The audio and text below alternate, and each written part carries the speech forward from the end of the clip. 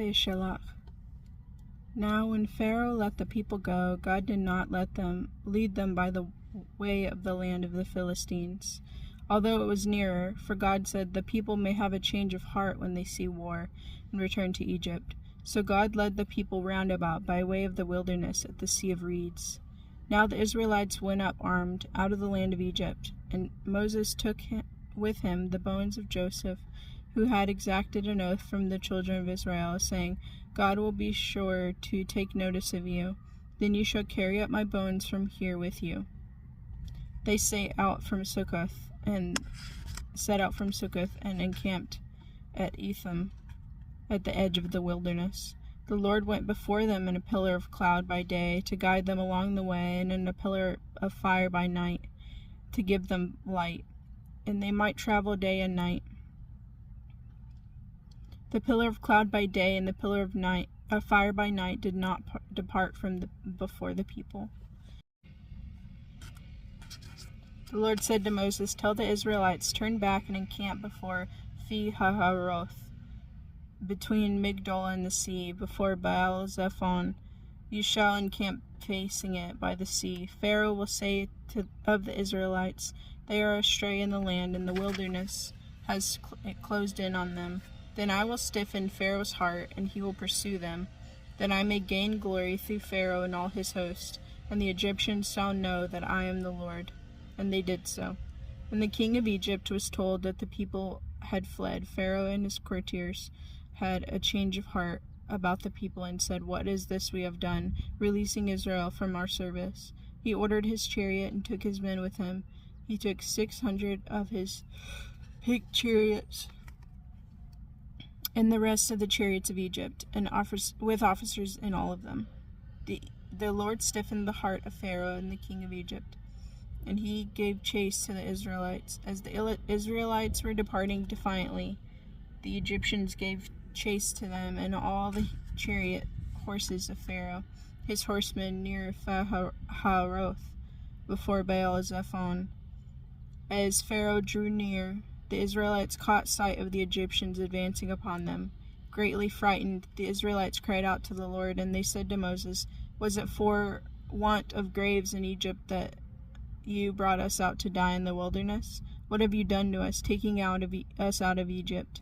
Is that not the very thing we told you in Egypt, saying, 'Let us be, and we will serve the Egyptians, for it is better for us to serve the Egyptians than to die in the wilderness?'" But Moses said to the people, "Have no fear.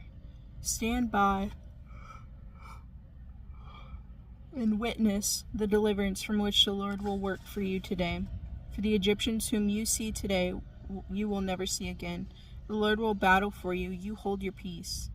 Then the Lord said to Moses, "Why do you cry out to me? Tell the Israelites, 'Go forward,' and you lift up your rod and hold out your arm over the sea and split it, so the Israelites may march into the sea on dry ground. And I will stiffen the hearts of the Egyptians, so that they go in after them. And I will gain glory through Pharaoh and all his warriors, his chariots and his horsemen. Let the Egyptians know that I am the Lord, and when I gain glory through Pharaoh, his chariots and his horsemen." The angel of God, who had been going ahead of the Israelite army, now moved and followed behind them, and the pillar of clouds shifted from in front of them and took a place behind them. And it came between the army of the Egyptians and the army of Israel. Thus there was the cloud with the darkness, and it cast a spell upon the night, so that no one could not come near the other all through the night. Then Moses held out his arm over the sea, and the Lord brought back the sea with a strong east wind all the night, and turned the sea into dry ground. The waters were split, and the Israelites went into the sea on dry ground. And the waters forming a wall for them on their right and on their left, the Egyptians came in and pursued after them into the sea, and all of Pharaoh's horses, chariots, and horsemen. At the morning watch, the Lord looked down upon the Egyptian army from a pillar of fire and cloud, and threw the Egyptian army into panic. He locked the wheels of their chariots so that they moved forward with difficulty. And the Egyptians said, "Let us flee from the Israelites, for the Lord is fighting for them against Egypt." Then the Lord said to Moses, "Hold out your arm over the sea, that the waters may come back upon the Egyptians, and upon their chariots, and upon their horsemen." Moses held out his arm over the sea, and at daybreak the sea returned to its normal state, and the Egyptians fled at its approach. But the Lord hurled the Egyptians into the sea. The waters turned back and covered the chariots and horsemen, Pharaoh's entire army that followed them into the sea, and not one of them remained. But the Israelites had marched through the sea on dry ground, the waters forming a wall for them on their right and on their left. Thus the Lord delivered Israel that day from the Egyptians. Israel saw the Egyptians dead on the shore of the sea. And when Israel saw the wondrous power from which the Lord had wielded against the Egyptians, the people feared the Lord. They had faith in the Lord and his servant Moses.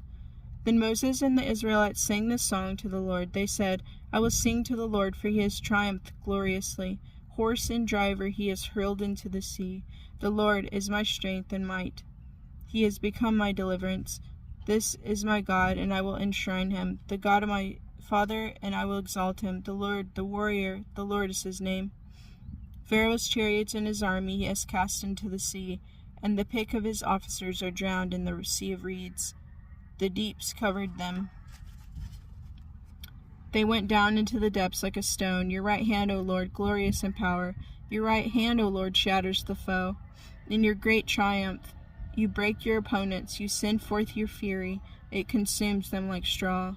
At the blast of your nostrils, the waters piled up. The flood stood straight like a wall. The deeps froze in the heart of the sea. The foe said, "I will pursue. I will overtake. I will divide the spoil. My desire shall have its fill of them. I will bear my sword.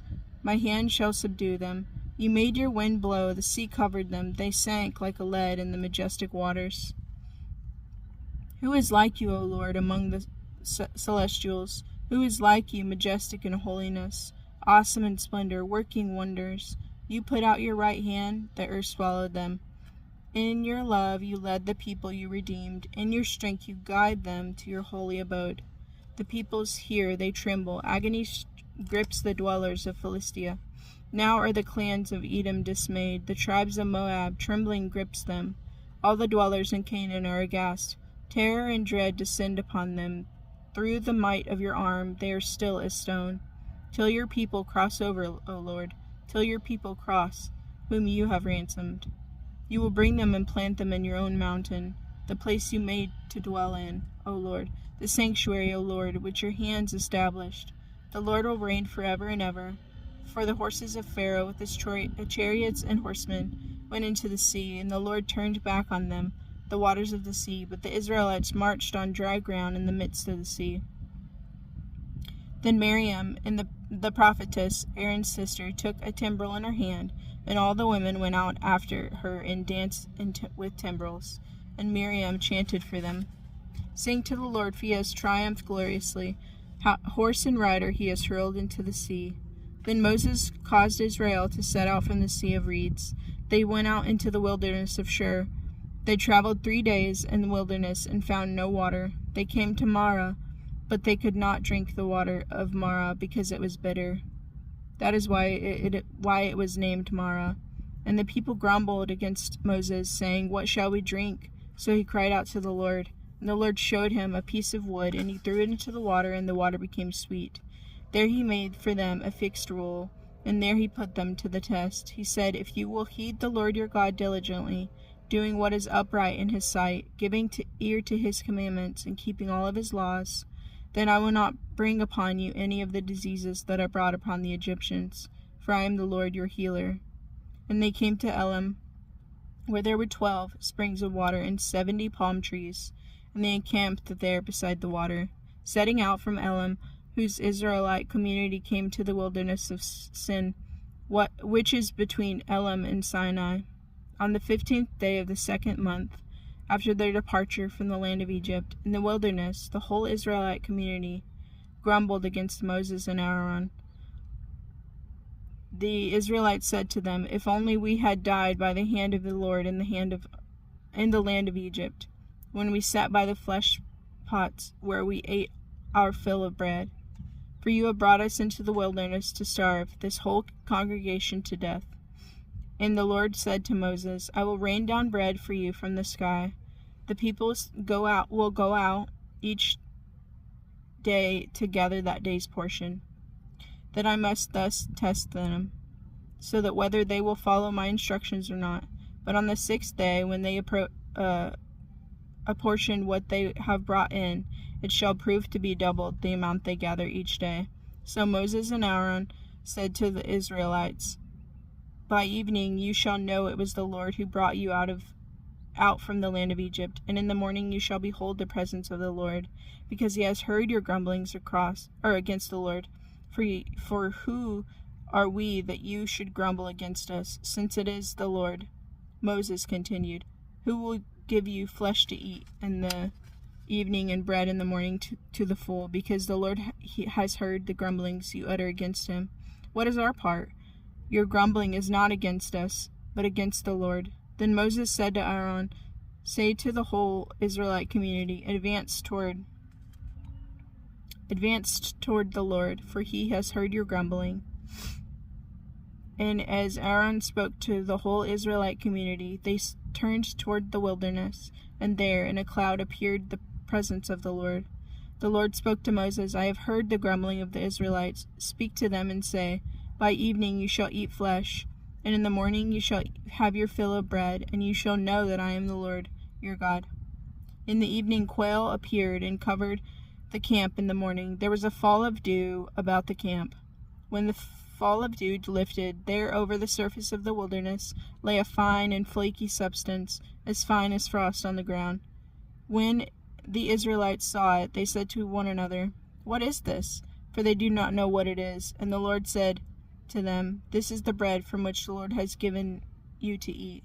This is what the Lord has commanded. Gather as much of it as you require to eat, an omer to a person, for as many of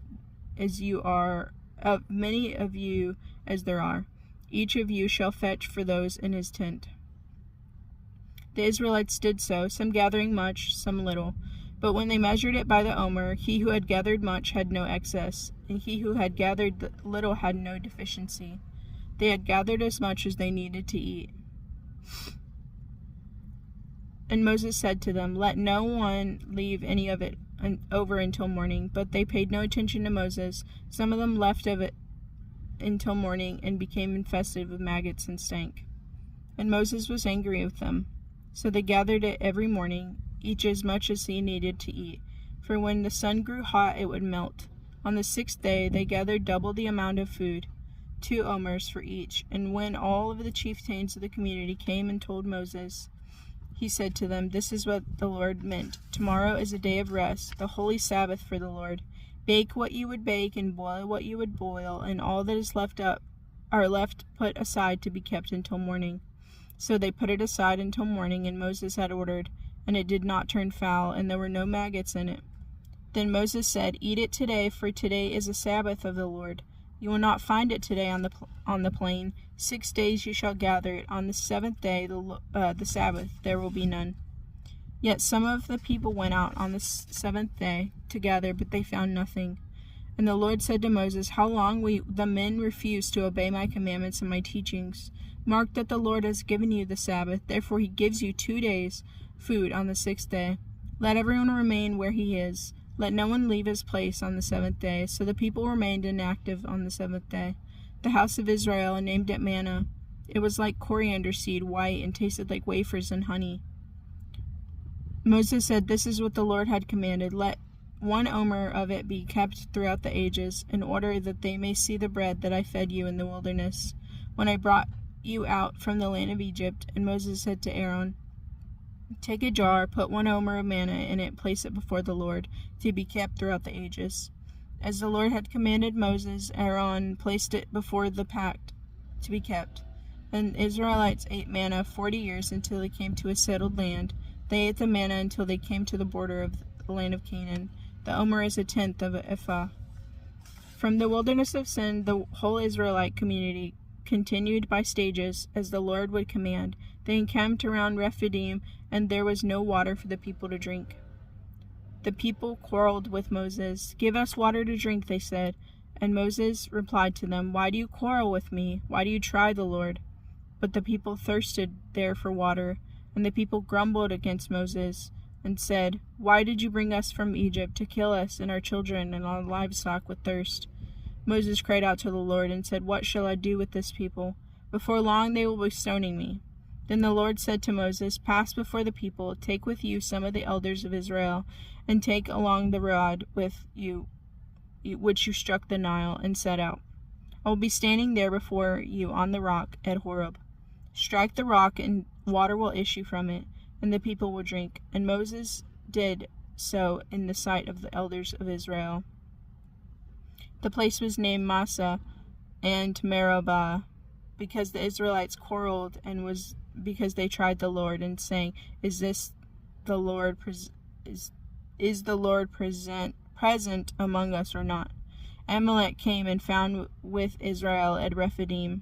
Moses said to Joshua, "Pick some men for us, and go out and do battle with Amalek. Tomorrow I will station myself at the top of the hill, and with the rod of God in my hand." And Joshua did as Moses told him, and fought with Amalek, while Moses, Aaron, and Hur went up to the top of the hill. Then whenever Moses held up his hand, Israel prevailed.